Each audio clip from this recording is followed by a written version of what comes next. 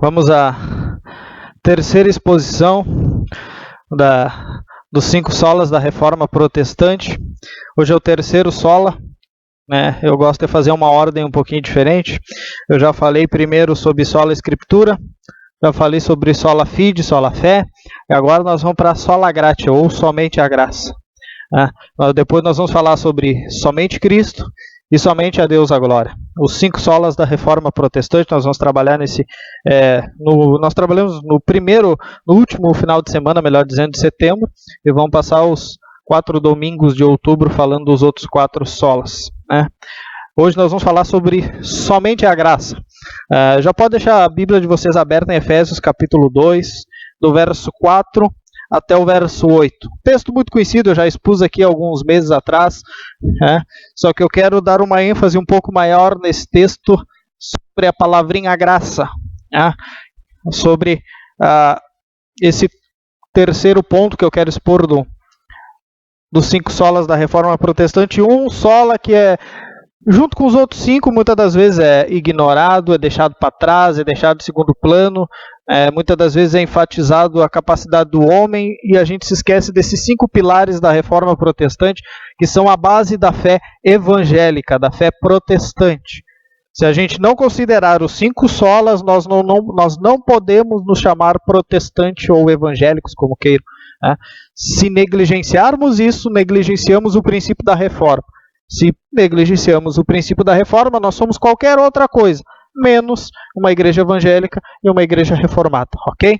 Antes de nós entrarmos na exposição, vamos orar a Deus pedindo iluminação, que Ele nos ajude na compreensão da sua palavra, amém? Pai, muito obrigado por mais um domingo, mais um tema importante, o terceiro ponto, Pai, desses 5 solas da Reforma Protestante. Estamos orando pedindo iluminação do Teu Santo Espírito, entendimento sobre a Tua palavra, Pai, e mostre-nos a Tua soberana graça, aquela graça que nos alcança eficazmente, transformando o nosso coração endurecido pelo pecado, Pai, em um coração obediente à Tua palavra, obediente à Tua voz e obediente, Pai, àquilo que Tu tem colocado na Tua santa palavra. Por isso te pedimos, Pai, iluminação, entendimento, para que a gente venha expor de uma forma correta, Pai, e vivermos de uma forma correta. Assim te pedimos e te agradecemos no nome do nosso Senhor e Salvador Jesus. Amém. Somente a graça.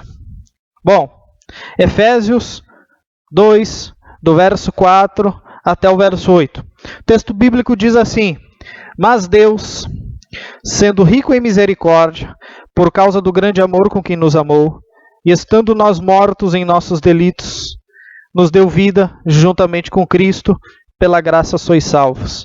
E juntamente com Ele nos ressuscitou e nos fez assentar nos lugares celestiais em Cristo Jesus, para mostrar nos séculos vindouros a suprema riqueza da sua graça e bondade para conosco, em Cristo Jesus. Porque pela graça sois salvos, mediante a fé. E isto não vem de vós, é dom de Deus. Até aqui a leitura.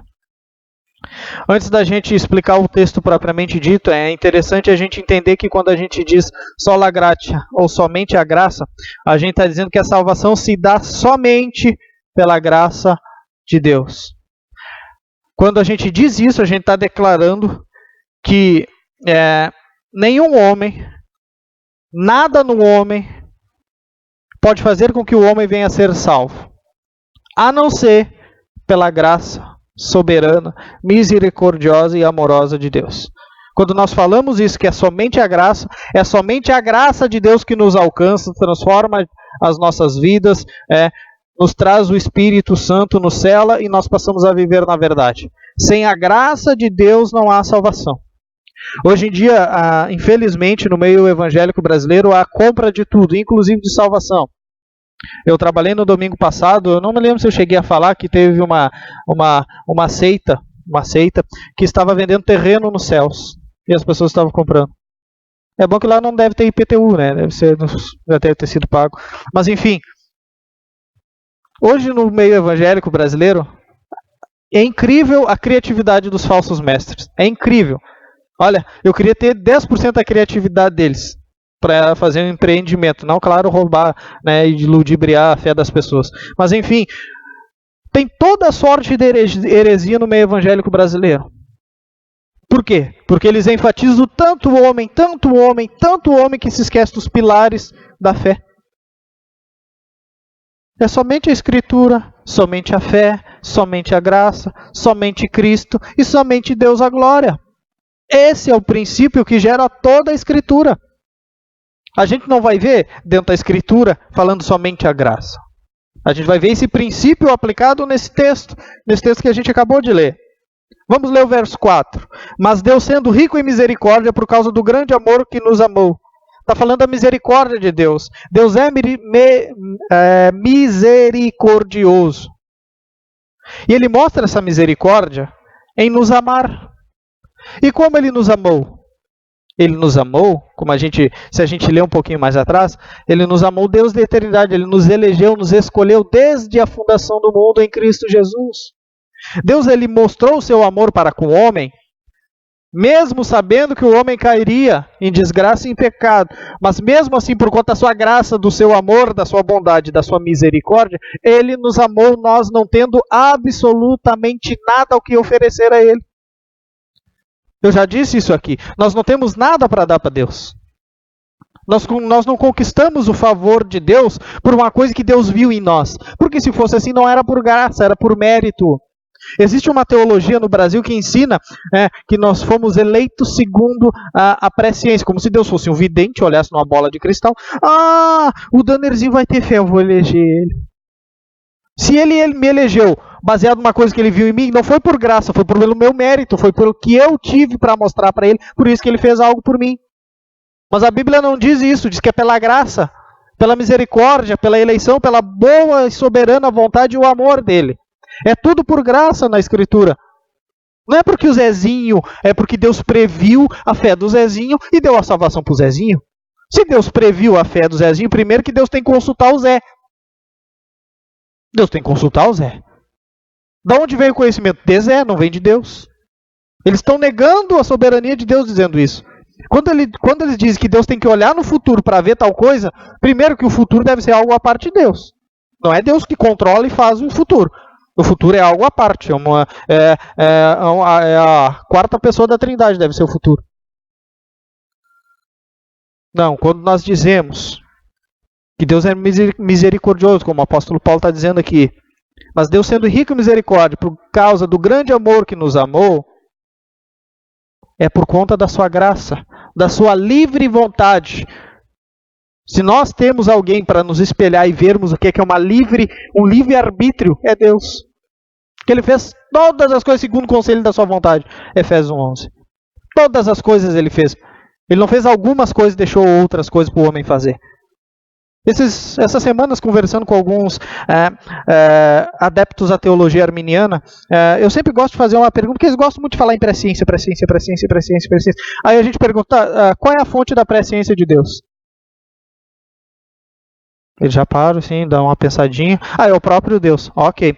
Então, se a fonte da presciência, se os termos não vêm dos termos, vêm de Deus, a história vem de quem? Quem fez a história? E é aqui que travam eles. Aqui ele trava. Aqui ele fica duro. Mas é que Deus é presciente. Eu estou perguntando quem fez a história, não é se Deus é presciente ou não. Deus é misericordioso e mostra o seu amor pelos eleitos desde a eternidade por conta da sua graça salvadora manifesta em Cristo Jesus. Tito 2:11. Um texto distorcido pelo nobre herege Silas Malafaia domingo ou semana passada. Ele diz que aquele texto ali destrói a teologia reformada porque a graça de Deus se manifestou salvador. O texto diz isso, por quanto a graça de Deus se manifestou salvador a todos os homens. Ela se manifestou salvador a todos os homens, a todos os índios que viveram no Brasil antes do seu descobrimento. Vê? Quem foi que pregou o evangelho para os índios lá? Disseram, vem o anjo do céu pregar o evangelho para eles. Para mostrar a graça salvadora. Quando a Bíblia diz em Tito 2:11 que a graça de Deus há de ser manifestada trazendo salvação a todos os homens, ou trazendo salvação a todos os homens, significa que Tito em Creta, quando está pregando lá, ele está levando o evangelho, logo a graça manifestou salvador a todos os homens, de lá onde está Tito. É uma epístola pastoral a Tito, não é uma epístola pastoral ao mundo, a todas as pessoas do mundo. É simples, é só ler. É para quem? para quem? Foi para Tito. Tito estava onde? Em Creta. Então, todos os homens se aplicam naquele contexto. É só ler os versos seguintes. Então, quando a gente diz que a graça de Deus, Deus é bondoso, a graça dele é a manifestar trazendo salvação, esse amor, essa misericórdia, na qual está embutida a frase da gente. Porque senão a gente cai no universalismo. Se a gente disser que a graça veio trazendo salvação a todos os homens, está todo mundo salvo. Porque ela veio trazendo salvação, não é, se possível, trazendo salvação. Ela está efetivamente fazendo aquilo. E nós somos salvos somente pela graça. Vamos ler o verso 5 agora para a gente entender o verso 4. O verso 4 diz: mas Deus, sendo rico em misericórdia, por causa do grande amor que nos amou, estando nós mortos em delitos e pecados, nos deu vida juntamente com Cristo, pela graça sois salvos. O texto não está falando de presciência, de eleição condicional, não está falando de eleição coletiva. O texto está falando que, estando nós, está falando dos crentes. Paulo está olhando para a igreja de Éfeso, dizendo assim: ó, meus amados, eu e vocês, nós, igreja de Éfeso, Paulinho, é os dois, não é mais ninguém. Paulo está olhando fixamente para isso. Estando nós mortos em nossos delitos e pecados. Ele está dando a condição do homem. O homem é isso aqui, morto em delito e pecado. Morto não anda, morto não fala, morto não quer, morto não tem vontade, morto não tem nada. Chega na beira de um caixão de uma pessoa que está morta e diz: como é que tu tá? Tá bem? Ele não vai te responder. Ele está mortinho da Silva, não há nada. E essa criatura estando mortos, eu e vocês crentes, olha o que Paulo vai dizer: nos deu vida juntamente com Cristo. Quem deu vida? Deus. Por isso que é pela graça. A vida vem de Deus, não vem de uma condição do homem, numa fé condicionada, numa eleição baseada numa coisa que o Deus viu no homem. Não, Deus deu a vida. Cristo Jesus dá a vida. O Espírito Santo vivifica. Você não tem nada para dar para Deus. Você é como um mendigo com os braços estendidos, esperando que caia alguma coisa do céu. O que você pode dar para Deus? O que você pode fazer para comprar o favor de Deus? Deus precisa olhar alguma coisa em nós para nos dar a salvação? Tu acha que o soberano, criador dos céus e da terra, do universo, de tudo que existe, aquela grão de poeira invisível que está aqui andando no meio da igreja agora, tu acha que o criador disso precisa olhar alguma coisa em mim para me dar algo? É inacreditável ver o humanismo dentro da teologia. É inacreditável. Eu leio textos desses e eu vejo os grandes esforços que os malabaristas heréticos fazem para distorcer o texto bíblico. O texto é claro e enfático: estando nós mortos em delitos e pecados. A condição do homem natural é essa: morte espiritual. Mortinho da Silva, nada tem. Nada tem. Nos deu vida juntamente com Cristo, e por conta que Ele nos deu vida, nós estávamos mortos em delitos e pecados, nós não podemos fazer nada. A Escritura vai dizer, o profeta vai dizer que as nossas melhores ações são como um trapo de imundícia. E trapo de imundícia, eu não sei se você sabe o que é trapo de imundícia, mas sabe o período menstrual da mulher e o paninho que é colocado naquele local? Pois é isso daí, é exatamente isso que é as obras dos homens perante Deus. Um trapo de imundícia. Nós não temos nada. Absolutamente nada. Deus não viu nada em nós que condicionasse Ele. Por isso, pela graça, sois salvos. Você não é salvo pelas suas ofertas, você não é salvo por estar dentro da placa denominacional, você não é salvo porque você faz boas obras, você não é salvo porque dá esmola, você não é salvo por absolutamente, você é salvo para isso. Mas você é salvo pela graça de Deus. Sem a graça de Deus, sem o favor imerecido de Deus, sem a soberana e livre vontade de Deus, sem a graça dele, não podemos ser salvos. Por isso que é somente a graça. Ninguém compra o favor de Deus. Deus não deve nada a ninguém. Nós devemos tudo a Ele. Tudo. E hoje em dia o Evangelho é distorcido. Hoje em dia o Evangelho é quase que dê algo para Deus para Ele te retribuir algo. Eu ouvi por um ano e meio, quase um ano e meio, venha receber a sua bênção. Venha receber, quer dizer que eu tenho que ir para Deus me dar alguma coisa. Tem que fazer uma boa adulada nele, é isso? Hã? Que evangelho é esse que deturpa, destrói com a glória de Deus? Coloca o homem como glorioso, o soberano, o senhor do seu destino. Que evangelho é esse? O apóstolo Paulo está falando da misericórdia, do grande amor que Deus nos amou. Está falando que nós estávamos mortos em nossos delitos, nós não podemos fazer nada para nos salvar. Paulo diz, pela graça sois salvos. E olha o verso 6. E juntamente com ele, Cristo, nos ressuscitou, nos fez assentar nos lugares celestiais em Cristo Jesus. Quem fez isso? Alguma condição do homem? Alguma coisa que o homem pode dar para Deus? Não. Por conta da graça e do amor de Deus, Ele nos fez assentar em locais de honra junto com seu Filho amado. Por causa disso, por causa da sua misericórdia, do seu amor, da sua graça, da sua salvação, por conta disso, nós nos assentamos em lugares celestiais em Cristo Jesus. Isso daqui não quer dizer que nós vamos ser ricos. Isso aqui não quer dizer que nós não vamos ter doença. Isso aqui não quer dizer que nós não podemos perder o nosso emprego. Isso aqui quer dizer que nós estamos em lugares celestiais por conta do amor e da graça soberana de Deus. É por isso. É por isso que os infiéis, os insubmissos, leem as cartas de Paulo e a distorcem. Pedro já falou sobre isso. Distorcem as cartas de Paulo.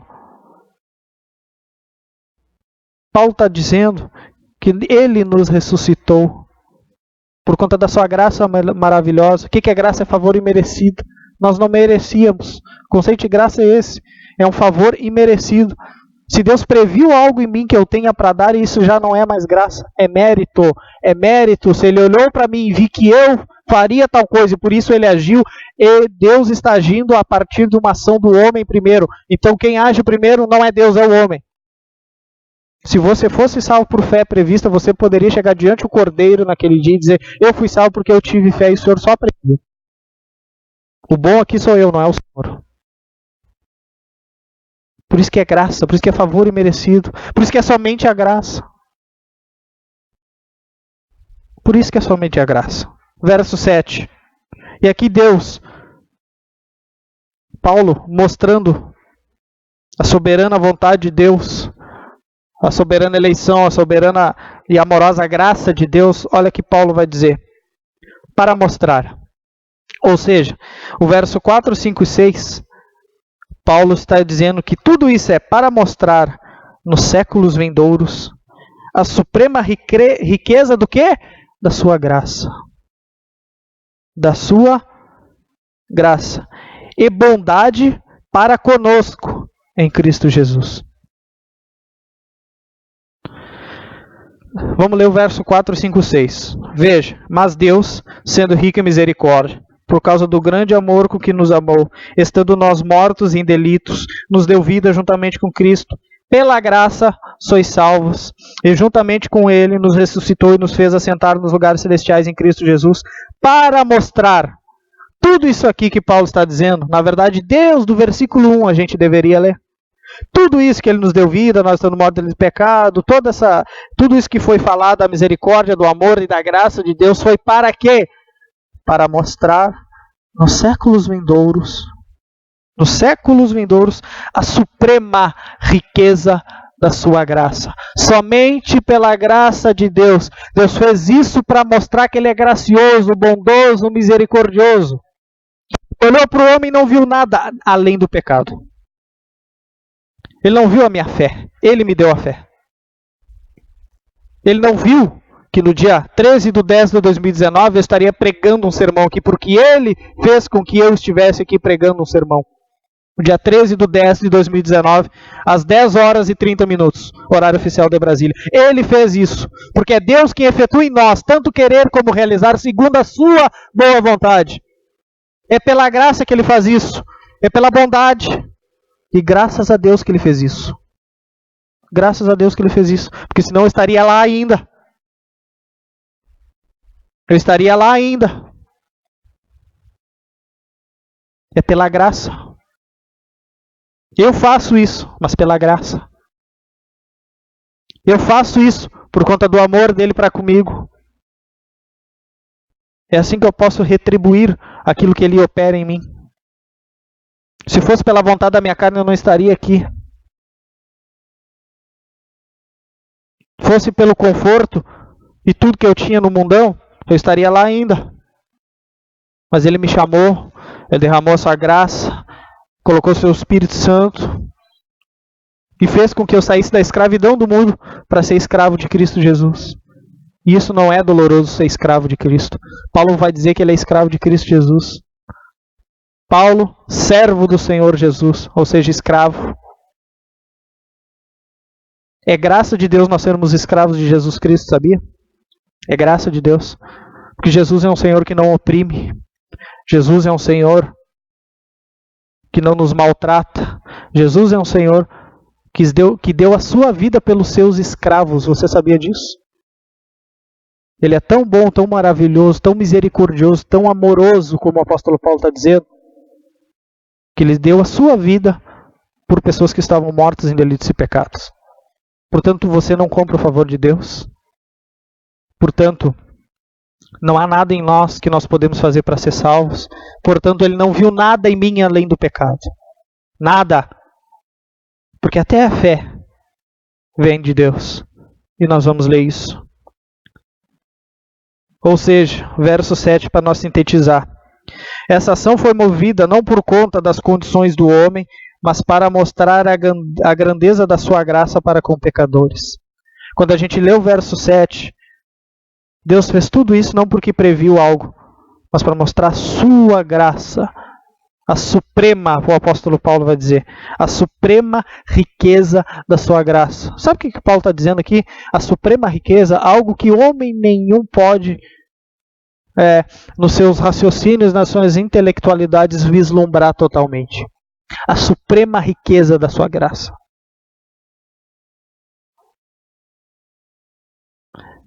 Muitas das vezes nós queremos baratear a graça de Deus.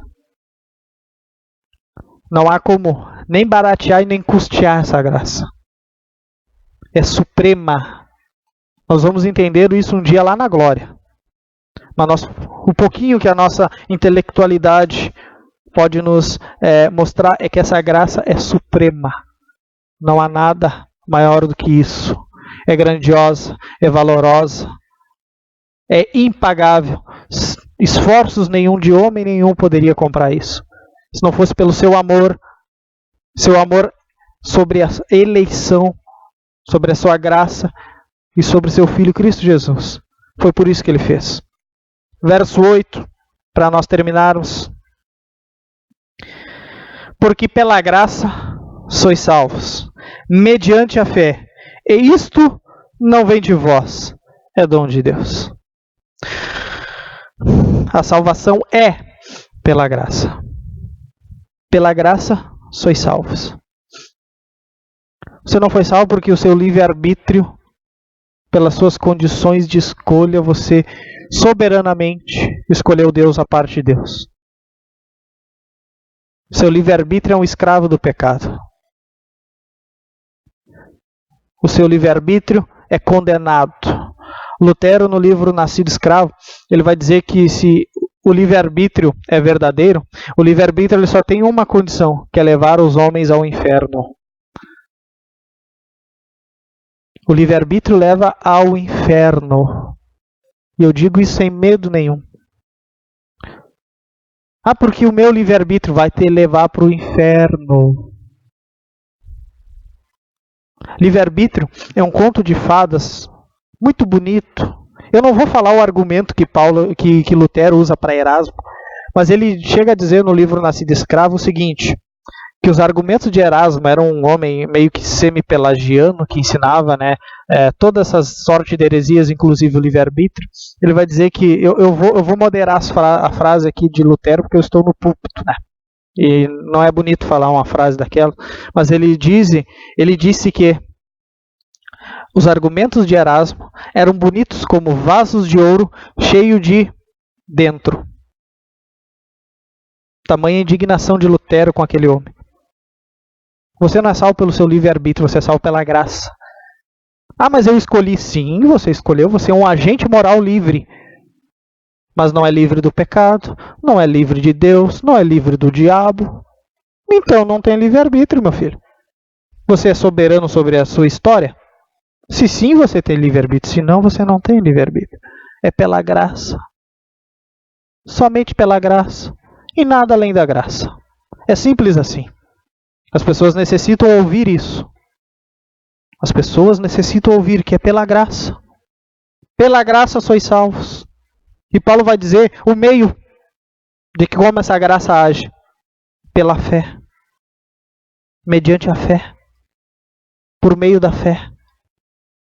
E aí Paulo vai dizer o seguinte: é isto, salvação, graça e fé, que é o que o apóstolo Paulo está ensinando aqui no contexto, não vem de vós, é dom de Deus. A fé não é tua, foi Deus que imputou ela em ti. Jesus Cristo é o autor e o consumador da nossa fé, Hebreus diz isso. Autor e consumador da nossa fé. Deixa eu dizer, a fé que tu tem não veio de ti. O homem natural não consegue produzir fé salvífica. O homem natural consegue produzir fé idólatra. Que nem a gente viu no dia passado, procissões. Todo mundo viu aqui procissões, né? Pessoas idolatrando uma imagem. A fé natural do homem leva à idolatria. A fé salvífica leva a Cristo Jesus. A fé salvífica leva a Cristo Jesus. Detalhe, e isto não vem de vós, é dom de Deus. Ou seja, queira ter fé, se tu não tem fé hoje, pede para Deus, porque é dom dele. Ele te concede esse dom. Quer ser salvo? É dom de Deus. Quer ser salvo? Peça para Deus a sua graça soberana, o seu amor misericordioso, a sua eleição amorosa. Não vem do homem, é somente pela graça. Então, meus amados, eu queria, para terminar o verso 9, eu não ia ler o verso 9, mas é interessante depois da gente ler que pela graça nós somos salvos, por meio da fé. Isso não vem de nós, é dom de Deus. Paulo termina, não de obras, para que ninguém se glorie. Ninguém compra salvação.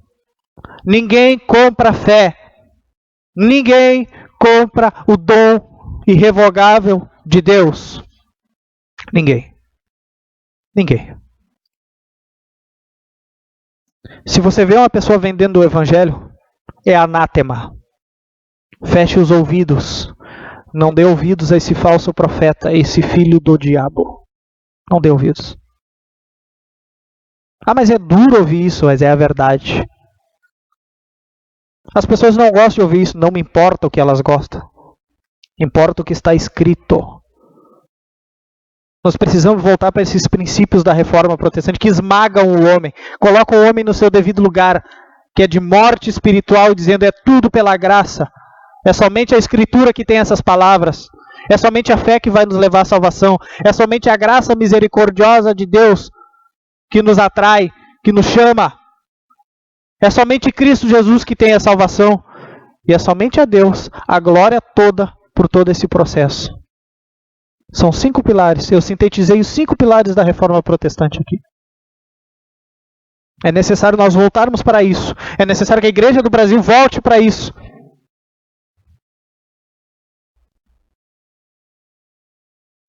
É necessário. Dessa breve exposição sobre somente a graça, eu tirei 3 aplicações, como é de costume, como eu sempre faço, que a gente pode fazer e aplicar no nosso dia a dia. A primeira delas está lá no verso 4. O verso 4 diz, mas Deus sendo rico em misericórdia, por causa do grande amor com que nos amou, eu entendo que não há nenhuma forma de condição humana que fizesse com que Deus nos amasse, senão a sua amorosa, soberana e rica, suprema graça. Não há nada. Não foi porque ele viu algo em você, foi porque ele previu uma fé. Deus não é mãe de Ná para prever nada. Deus é soberano. Ele que faz todas as coisas segundo o conselho da sua vontade. Ele que efetua em nós tanto querer como realizar. Eu estou citando texto bíblico aqui. É Jesus Cristo que é o autor e o consumador da nossa fé. É Ele que faz isso. Ou seja, não há condição em nós. Nada é condicionado ao homem. A única condição que nós temos, que Deus olha e diz, isso aí é de vocês mesmos, é o pecado. Isso aí é nosso. Isso aí nós podemos nos gloriar do pecado. Dizer lá, o dia que eu chegava a dizer, Deus, Senhor, muito obrigado pela tua salvação. E eu sei que em mim só teve pecado. Foi isso que eu pude dar para o Senhor. O Senhor me deu a sua graça, seu Santo Espírito, o seu Filho na cruz do Calvário para me salvar. Perdoe-me por eu ser tão pecador. E muito obrigado por o Senhor ser tão amoroso. É isso que nós devemos falar e dizer naquele dia. Segunda aplicação. A graça de Deus, ela mostra como nós somos depravados, moralmente caídos e incapazes. Porque graça é favor imerecido. Se nós não merecíamos nada, a graça nos mostra como nós somos incapazes de nos salvarmos por nós mesmos. Você não compra a salvação. Você não doa a salvação. Você não tem absolutamente nada para dar para Deus. A graça mostra o quanto nós somos depravados e necessitamos de um Salvador. A maior prova foi ontem, no dia 12. Procissões e mais procissões, idolatrias e mais idolatrias. As pessoas orando a uma estátua de gesso que tem olhos não vê, ouvidos não ouve, boca não fala, nariz e não cheira, pernas e braços não andam e não se mexe. Estátua, um gesso, que no dia do juízo, quando Deus fizer novos céus e nova terra, não vai existir mais. Ídolos mudos. Isso mostra a nossa condição depravada. É por isso que nós temos que mostrar a graça de Deus. Verso 5. E nós estamos mortos em delitos e pecados, nos nossos delitos, nos deu vida juntamente com Cristo, e pela graça nós somos salvos. Somente a graça, meus amados. Nada além disso. Terceira e a última aplicação. Somos salvos somente pela graça, por meio da fé ou mediante a fé. Isso aqui é um balde de água fria no antropocentrismo humano, no evangelho humanista, na teologia do coaching, teologia da prosperidade, teologia do quinto dos infernos que está sendo pregado hoje em dia. É pela graça, mediante a fé. Sem isso, não há salvação. Não é por aquilo que nós fazemos, não é por aquilo que nós podemos dar, porque nós não temos nada. Nada. Nós fomos preparados, até preparados para as boas obras. As boas obras que nós fizemos não vêm de nós. A Escritura diz isso, Paulo diz isso aqui em Efésios. Eleitos para as boas obras. Para as boas obras. Deus nos elegeu para que nós fizéssemos as boas obras. Nós vamos fazer porque Ele fez isso em nós.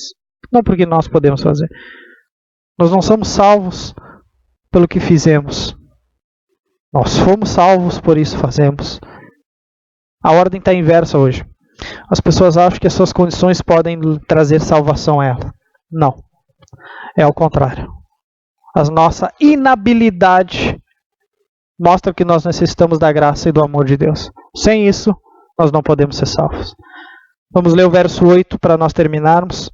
Que para mim, se eu pudesse sintetizar toda a Escritura, tudo que ela diz, em 2 versículos,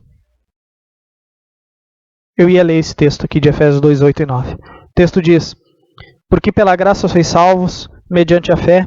Isto não vem de vós, é o dom de Deus, não de obras, para que ninguém se glorie. É aqui que termina o ser humano. E aqui que começa o ser humano em Cristo. Quando nós entendemos que é pela graça e pela graça somente, nós somos totalmente dependentes de Deus. É que é que nós estamos prontos para glorificar a Deus de verdade. Glorificar a Deus, meu amado, não é vir no culto e dizer glória a Deus e aleluia. é ser grato por aquilo que Ele fez por mim, sem eu não merecer. Eu não merecia. Eu merecia o inferno, o lago de fogo e enxofre, mas Ele me salvou. Pela graça e pela graça somente, amém? Pai, muito obrigado, mais um domingo, mais um pilar da nossa fé, Pai, somente a graça. Pai, que pessoas venham entender isso, Pai. Eu sei, Pai, que existem inúmeras igrejas, Pai, de portas abertas falando sobre os slogans da Reforma Protestante. E eu sei que quando terminar o mês de outubro, eles vão voltar para todas as idolatrias que eles viviam antigamente. Eu sei, Pai. Eu sei que alguns lugares se lembram, Pai, que Tu reavivou e tirou a Tua igreja do cativeiro babilônico do catolicismo romano, Pai, na Reforma Protestante. Eu sei que eles vão se esquecer desses pilares. Por isso, Pai, lembra-nos sempre disso. Lembra a Tua Santa Igreja, os Teus eleitos, aqueles que Tu compraste pelo Teu sangue, pela Tua graça somente, pelo Teu favor imerecido somente. Lembra disso todos os dias, Pai. Nos ajude, Pai. Porque nós não sabemos, Pai, nem como orar. Nós não sabemos orar como convém. Ajuda-nos. Mostre essa graça, essa Sua benevolência, esse Teu amor para conosco. É isso que nós Te pedimos, Pai. E Te agradecemos no nome do nosso Senhor e Salvador Jesus Cristo. Amém, Senhor. Amém.